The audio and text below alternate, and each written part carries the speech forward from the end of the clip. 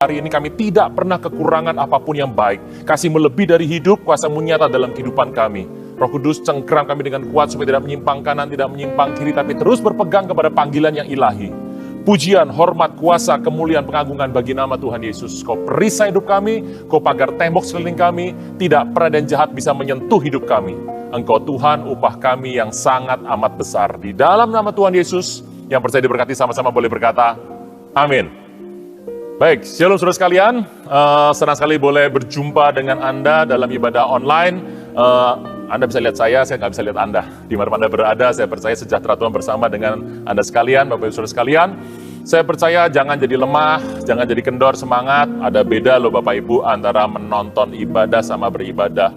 Jadi kalau beribadah berarti Bapak Ibu ada partisipasi aktif, interaktif, dalam arti kalau ada pujian penyembahan Bapak Ibu bernyanyi, bersenandung, angkat tangan, memuji Tuhan. Anda juga membuka Alkitab, mencatat atau memperhatikan. Toh kalau sudah rekaman begini Anda bisa mundurkan kalau ada yang miss atau terhilang. Nah, saya percaya bahwa hari-hari ini terus berjalan, kita melihat semua situasi yang ada, kita sedang ada di masa yang terakhir. Dan Bapak Ibu, sebelum kita memulai segala sesuatu, mari kita lihat apa kata dari rasul-rasul di abad pertama terkait dengan sebuah peristiwa Tuhan akan datang kembali. Saya berdoa Bapak Ibu bersiap-siap. Apakah Anda sudah siap hari ini? Ada kata Tuhan datang pada saat ini? Mari kita akan membuka hati kita melihat peta, timeline, sampai di mana sebetulnya posisi kita hari ini. Nah, saya mengajak kita membuka firman Tuhan sebentar, yang ada di 1 Petrus ke-5. Bersama saya ada Alkitab manual juga, Anda mungkin ada Alkitabnya ada di gadget, dan Anda pakai gadgetnya untuk nonton, ya mungkin saya akan bacakan saja supaya lebih enak.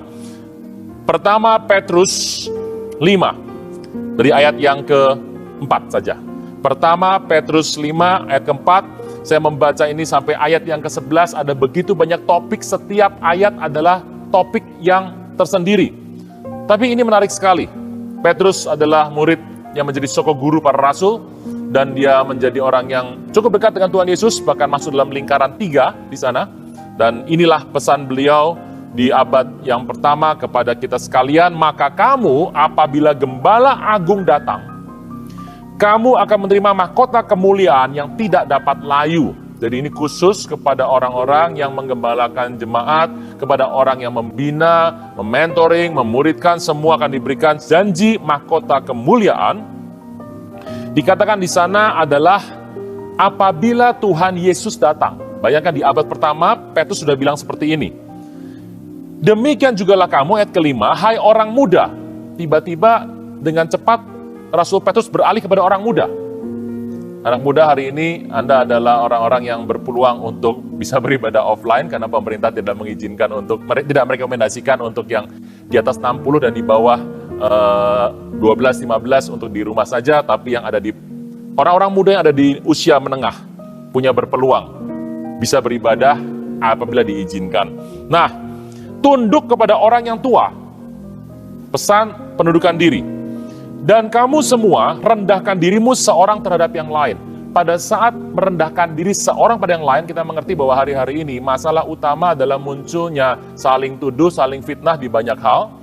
Tidak ada penundukan, penghormatan kepada satu dengan yang lainnya. Rasul Petrus memberikan sebuah warning. Allah menentang orang yang congkak, tapi mengasihani orang yang rendah hati. Ide, karakter ilahi, kingdom karakter tentang rendah hati muncul kembali. Karena itu rendahkanlah dirimu di bawah tangan Tuhan yang kuat, supaya kamu ditinggikannya pada waktunya. Ternyata promosi nggak setiap waktu Bapak Ibu. Kita berkata ada waktu Tuhan dalam kehidupan kita. Timeline. Serahkan segala khawatirmu kepadanya, cocok pada masa pandemi ini. Serahkan semua khawatir masa depan, keuangan Anda. Anda yang bertanya, kapan saya bisa sekolah lagi Pak? Sebab Ia memelihara kamu, bukan manusia yang pelihara Anda dan saya. Tuhan yang pelihara kita. Sadar dan berjaga-jaga, lawanlah si iblis. Lawanmu si iblis berjalan keliling sama seperti singa mengaum-ngaum dan mencari orang yang dapat ditelan. Berarti ada orang yang bisa ditelan, ada orang yang tidak bisa ditelan. Ada orang yang bisa ditelan oleh iblis, ada yang tidak bisa. Golongan mana kita ada hari ini? Hati-hati, Lawan kita si iblis sedang berkeliling, sama seperti singa yang mengaum, mencari, memeriksa, mendata, menguak siapa yang bisa ditelan. Lawan dia dengan iman yang teguh, sebab kamu tahu bahwa semua saudara di seluruh dunia menanggung penderitaan yang sama. Kita ada di masa yang sama hari-hari ini. Dan Allah sumber kasih karunia yang telah memanggil kamu dalam Kristus kepada kemuliaannya yang kekal, akan 1 melengkapi, 2 meneguhkan, 3 menguatkan, dan 4 mengokohkan kamu sesudah kamu menderita seketika lamanya. Saya nggak tahu Anda menderita dalam masa pandemi ini. Ekonomi juga menderita, kesehatan, tapi Allah berkata, Tuhanlah yang punya kuasa sampai selama-lamanya. Yuk Bapak Ibu, bersama kita ada flip chart nih, lebih gampang melihatnya. Kita buat sebuah timeline sebentar. Sampai di mana kita itu ada. Untuk membuat sebuah timeline sampai di mana kita berada supaya kita bisa berjaga-jaga, karena kata-kata berjaga-jaga itu sudah ada sejak abad pertama, menjadi kata yang terus mendampingi kita dari abad berabad sampai hari ini, dekat dengan kita. Kita akan membuka sebentar firman Tuhan dalam Matius yang ke-24. Matius ke-24, ini ucapan Tuhan Yesus, khotbah tentang akhir zaman, dan Tuhan sendiri yang menyatakannya tentu saja valid sekali. Jadi kita akan membuka sebentar kitab Matius ke-24, dan kita akan mulai pada ayat yang keempat sampai yang ke-7. Kita lihat daftarnya. Jawab Yesus kepada mereka, waspadalah supaya jangan ada orang menyesatkan kamu. Banyak orang datang memakai namaku dan berkata, akulah Mesias, dan mereka menyesatkan banyak orang. Nomor 1 yang terjadi pada masa ke depan adanya penyesatan. Melalui siapa? Mesias palsu. Nomor 1 penyesatan. Sudah terjadi? Makin kesini Anda melihat frekuensinya semakin bertambah. Sudah di zaman dulu sudah ada, makin kesini makin bertambah. Dikatakan adalah mereka menyesatkan banyak orang. Nomor 2 dikatakan ayat yang ke-6. Kamu akan mendengar deru perang. Nomor 2 mendengar yang namanya perang. Perang tentu saja ada derunya, Bapak Ibu, ada derunya. Jadi dikatakan di sana ada deru perang. Deru perang itu apa ya? Berita situasi terjadinya perang, tapi ada kabar-kabar soal perang. Jadi ada deru, ada kabarnya. Kalau bicara soal kabar, Anda bisa menangkap sebuah cerita. Anda coba pikir sebentar, kalau kabarnya menyebar, sudah pasti bentuknya ada masalah teknologi masuk ke sana. Televisi, mass media, media massa, medsos, semua bisa menceritakan soal yang namanya kabar soal perang. Berikutnya, berawas-awaslah, jangan kamu gelisah, sebab semuanya harus terjadi, tapi belum kesudahannya. Kalau Anda mendengar deru perang, belum kesudahannya. Ayat berikutnya, kenapa perangnya? Sebab bangsa bangkit melawan bangsa, kerajaan melawan kerajaan. Ternyata perang itu adalah antara bangsa dan kerajaan. Apa bedanya kerajaan sama bangsa? Di muka bumi ini, seluruh dunia ini, menurut tradisi Yahudi, itu dibagi menjadi 70 bangsa. Bukan 246 negara. Saya nggak tahu sudah berapa banyak yang ada sekarang, karena sudah ada beberapa yang pecah membuat negara baru. Cekoslovakia sudah menjadi Sekos dan Slovakia. Tetapi kata bangsa dan kerajaan itu beda. Contoh, Indonesia, Malaysia, Thailand, Timor Leste, Papua Nugini, Papua, kalau kita sebut jadi satu rumpun, satu etnos. Korea Utara, Korea Selatan, China, Jepang, itu satu etnis, satu etnos, satu rumpun. Argentina, Paraguay, Uruguay, Meksiko, itu bukan 4 negara, itu adalah satu rumpun, satu etnis, satu suku. Nah, kalau dijumlahkan semua, seluruh dunia akan ada 70 bangsa. Jadi kalau Korea Utara lawan Korea Selatan, Bapak Ibu, itu bangsa bangkit melawan bangsa. Tapi kalau Amerika perang sama Irak, itu kerajaan lawan kerajaan. Nomor 2 adalah perang. 3. Firman berkata, ada kelaparan. Kelaparan bicara mengenai resesi belum berat Bapak Ibu. Tambah lagi yang namanya krisis, ada depresi ekonomi, yang namanya masalah ekonomi. Ekonomi mulai tumbang. Mulai tumbang ekonominya. Nah, berikutnya, kalau Anda melihat. Yang keempat, dikatakan ada gempa bumi, dan kitab Lukas yang setara dengan kitab sinopsis ini dikatakan ada wabah sampar di berbagai tempat. Ada bencana alam. Bencana alam. 5 ditambahkan ada yang namanya wabah sampar di berbagai macam tempat. Pertanyaannya, ini terjadi atau tidak? Jawabannya adalah yes, terjadi. Kalau Anda melihat kisah ini adalah ayat 4 sampai ke 7. Hati-hati, kita ayat 8. Lihat ayat 8. Saya pasang di sini ayat 8-nya. Akan tetapi, semuanya ini, lihat sini, barulah permulaan penderitaan menjelang zaman baru. Berarti kalau Anda sudah melihat ini belum kesudahannya, harus ada zaman baru. Nah, berarti kotak kedua ini saya sebut dengan nama adalah zaman baru atau New Age. Nah, kata zaman baru ini akan berjalan dari ayat 9 sampai ayat 14. Jadi pertanyaannya, kalau Anda mengalami ini semua dan melihat ini semua, itu semuanya belum tiba pada kesudahannya. Tapi itu adalah penanda akan terjadinya sebuah yang namanya zaman baru. Yuk kita lihat isi dari zaman baru. Ayat 9. Pada waktu itu kamu akan diserahkan supaya disiksa, kamu dibunuh, dibenci oleh semua bangsa karena namaku.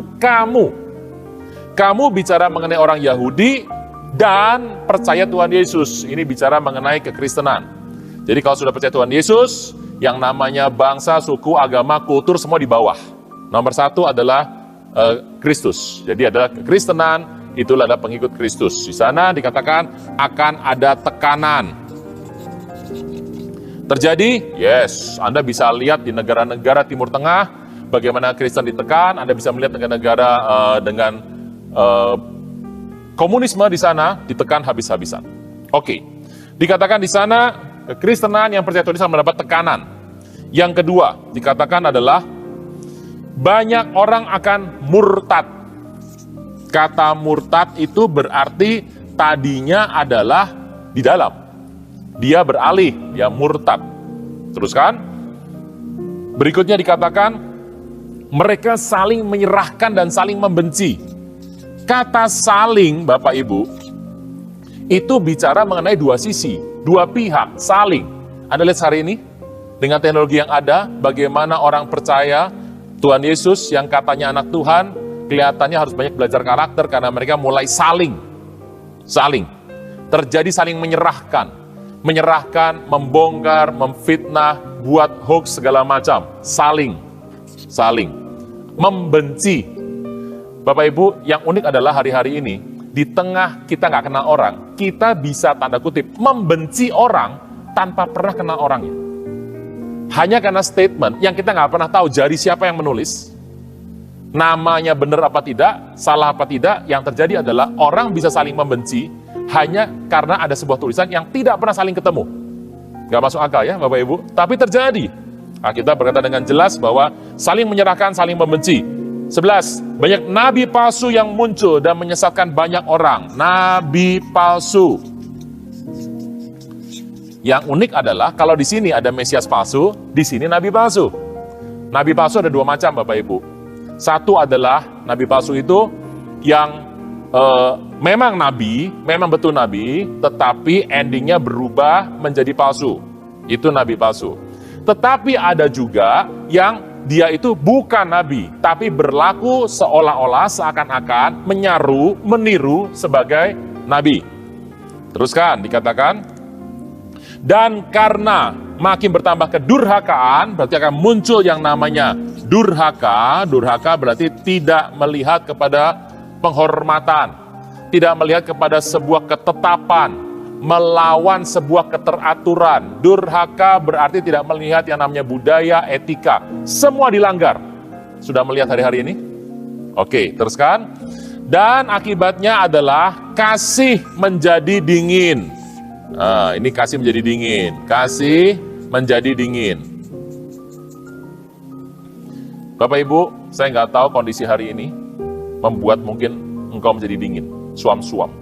Kenyamanan dalam beribadah online ada positif, ada negatifnya.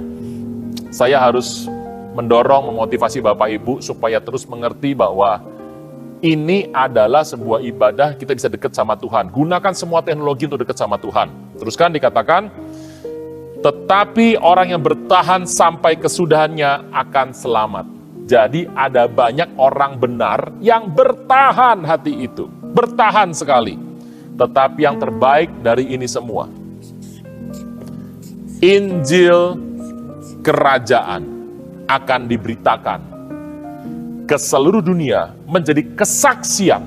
Jadi bukan cuma Injil berita saja, ada kesaksiannya bagi semua bangsa. Baru tiba kesudahannya.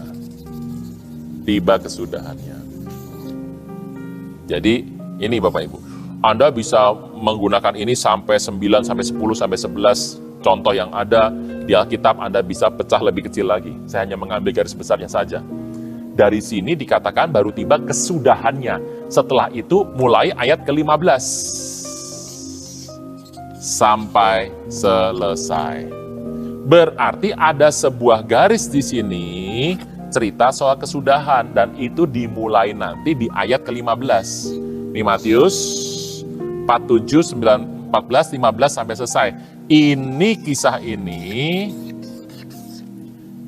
ini ke sana. Itulah yang namanya tiba kesudahannya. Ayat 15, muncullah pembinasa keji. Jadi mulai muncul peristiwa-peristiwa yang namanya Antichrist. Nah, peristiwa ini juga akan Anda lihat di Wahyu 6. Kalau Anda melihat Wahyu 6, Anda bisa membuka Alkitab Anda di Wahyu yang ke-6. Anda bisa melihat di sana munculnya yang namanya kuda-kuda. Nah, masalah utama kuda-kuda di sana adalah yang namanya putih, kemudian merah, kemudian hitam, kemudian adalah hijau pucat. Hijau pucat, orang bilang hijau kuning, terserah saja mau pakai apa. Pale green, hijau pucat. Kalau Anda melihat dengan jelas di sini, yang ini mirip sama ini. Yang ini mirip sama ini. Yang ini mirip dengan yang ini. Yang ini mirip yang ini. Makanya ada kemungkinan seringkali orang menyamakan ini atau tertukar karena memang sama. Pertanyaannya adalah dengan mudah, teknis saja, kita di mana sekarang? Sudah berasa Anda kalau buka YouTube sekarang isinya khotbah semua? Ya, Anda sampai bingung mau pendeta siapa, ada semua Bapak Ibu. Pelajaran apa, ada semua. Kita sedang menapak di sini. Dan sebentar lagi kita akan masuk satu langkah ke sana. Peristiwa ini kenapa sih kasih garis-garis begini? Supaya kita mengerti kelak ada sebuah peristiwa yang akan memisahkan kita di sini dengan peristiwa itu. Nah, itu yang orang sering berkata mengenai sebuah janji kepada gereja, yaitu adalah bicara mengenai sebuah bertemunya kita dengan Tuhan di udara. Nah, Anda bertanya, Pak, oke, saya sudah ngerti nih Pak, garis-garis ini. Pertanyaannya, sekarang saya pengen tahu posisinya berjaga-jaga sampai di mana. Sudah siap Bapak Ibu? Yuk teruskan. Wahyu 13, 16, 17 berkata bahwa orang tidak bisa membeli menjual segala hal. Pelan-pelan ya Bapak Ibu, saya akan berikan sebuah data. Yuk kita lihat. Anda manusia? Iya, saya juga manusia Bapak Ibu. Apa yang kau butuhkan dalam hidup manusia? Anda butuh ID. Identification. Bentuknya apa Pak? KTP bro. Gitu. KTP zaman saya dipasukan gampang, kertas dilaminating Bapak Ibu. Bahkan KTP sebetulnya zaman dulu, zaman rejim terdahulu ya, pada waktu-waktu mungkin sekitar tahun 80-an, 90, kalau Anda menjadi seorang lurah saja, Anda bisa menerbitkan sendiri untuk orang yang entah di mana.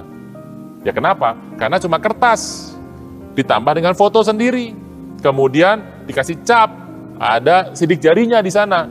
Berapa sidik jari? Kadang 1, kadang juga 3, terserah, banyak itu. Dan ini kan menyulitkan. Sering kena, kalau dibuat yang namanya pilkada, pilpres, sulit. Dibuatlah IKTP. Pernah mendengar ya kata-kata IKTP jangan sering-sering fotokopi, karena apa? Ada I-nya dalamnya.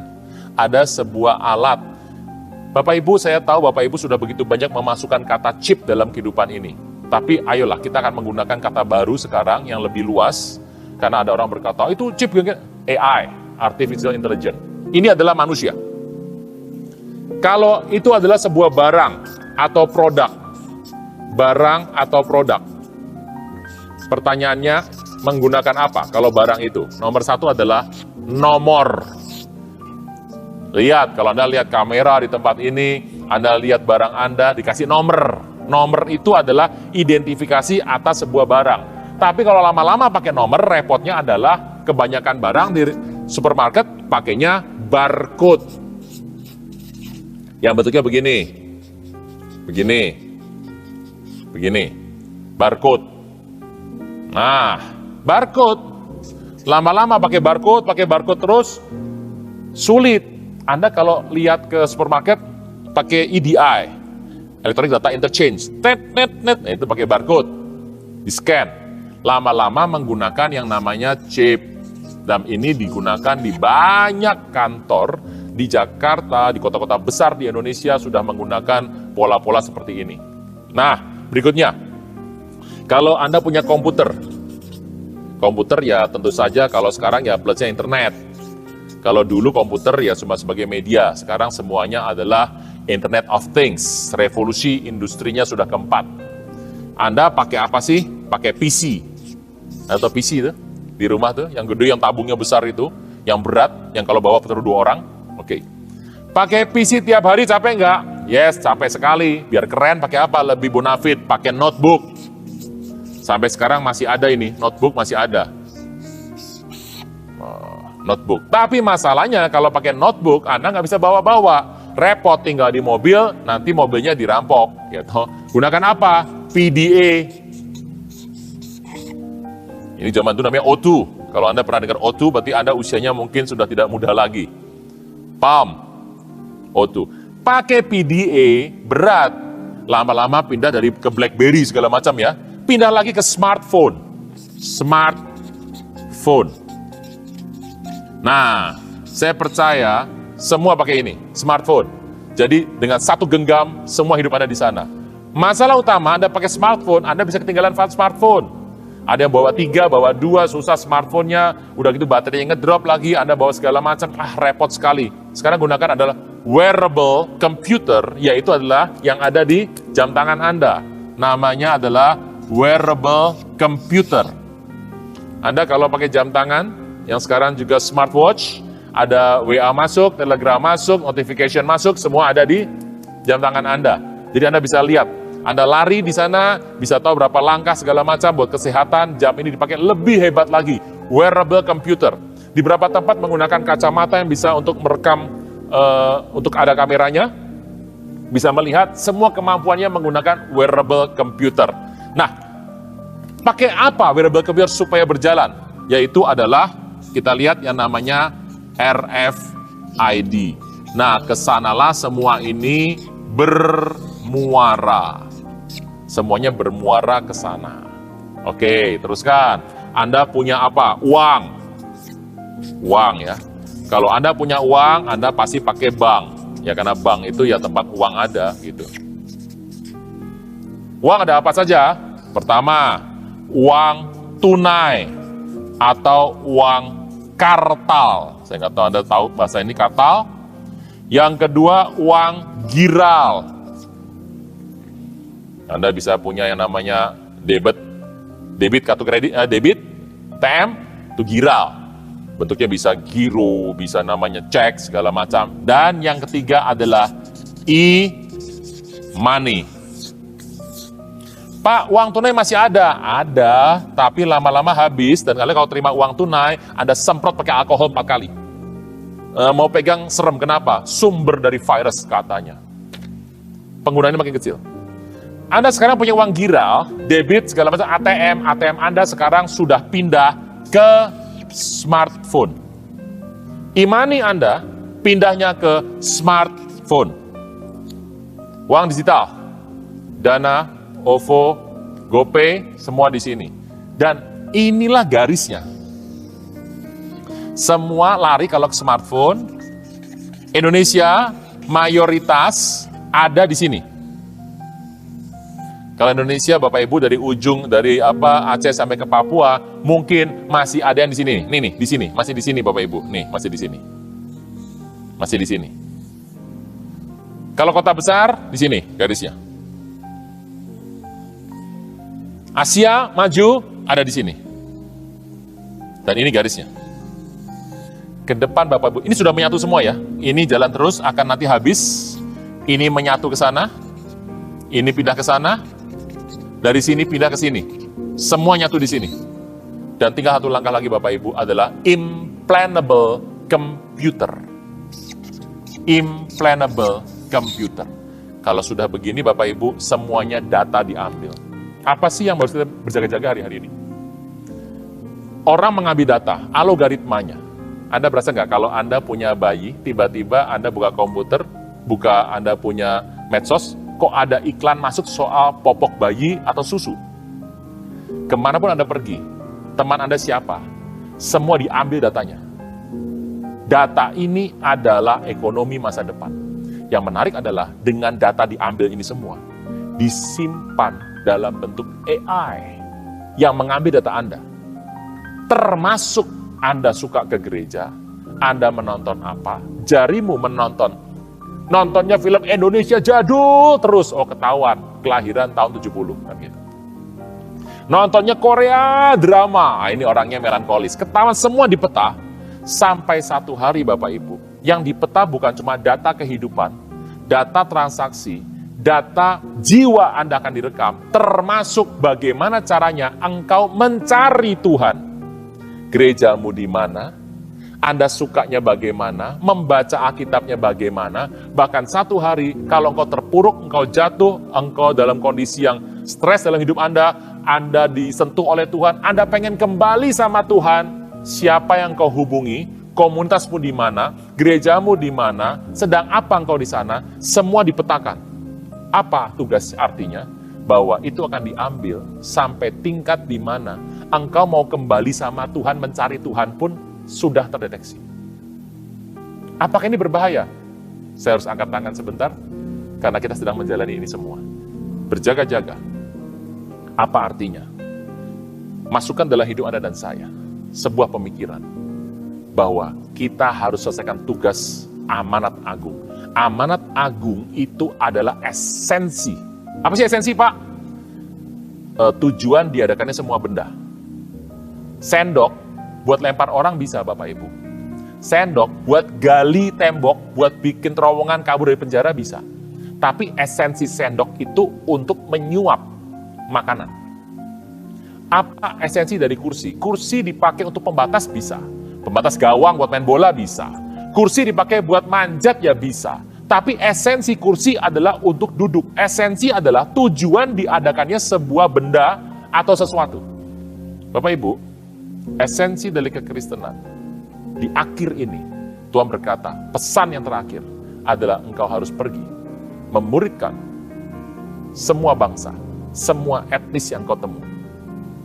Dan liturgi, membaptis, mengajar mereka. 3 dilakukan ini semua, janji Tuhan disertai sampai kepada akhir zaman. Nah, dari kisah ini kita akan melihat sebuah anugerah besar yang Tuhan buka dalam kehidupan kita, berjaga-jaga, karena itu terus berjalan sampai di sana, dan waktu tibanya akan berakhir. Saya berdoa Bapak Ibu bisa menangkap ini semua, membuka hati kita, berjaga-jaga, sadar, karena iblis sedang mencari engkau untuk ditelan. Saya berdoa, engkau orang yang gak bisa ditelan oleh iblis, tapi menyelesaikan tugas pada zaman engkau dan saya hidup. Kita berdoa. Bapa di sorga, dalam nama Tuhan Yesus, memberkati berlimpah-limpah umat-Mu yang memirsa rekaman ini, baik secara live ataupun rekaman ke depan untuk mereka membuka, hamba percaya Roh Kudus bicara sama kami senantiasa. Kuatkan langkah kami supaya tidak lemah, karena kami mengerti kami sedang berjaga-jaga untuk menyelesaikan tugas Tuhan dan perintah Tuhan menuju waktu akhir. Dan biarlah kami tidak terlena dan tidak bisa ditelan oleh kuasa gelap. Roh Kudus menyertai setiap kami. Di dalam nama Tuhan Yesus. Yang percaya boleh berkata, amin. Mari jemaat Tuhan, kita membuka tangan, fokus hati kepada Tuhan, biar berkat Tuhan boleh limpah kita terima. Berkat Bapa dan Anak dan Roh Kudus dalam nama Tuhan Yesus, maka diberkatilah keluar masukmu, diberkati periuk bakul adonanmu, diberkati buah kandungan kesehatanmu, apapun kau buat dengan kedua telapak tanganmu, Tuhan buat berhasil. Kemanapun kau pergi melangkah, Tuhan sertai kau berlimpah-limpah, mulai saat ini, sampai Maranatha, bahkan sampai selama-lamanya. Dalam nama Tuhan Yesus, yang percaya boleh berkata, amin.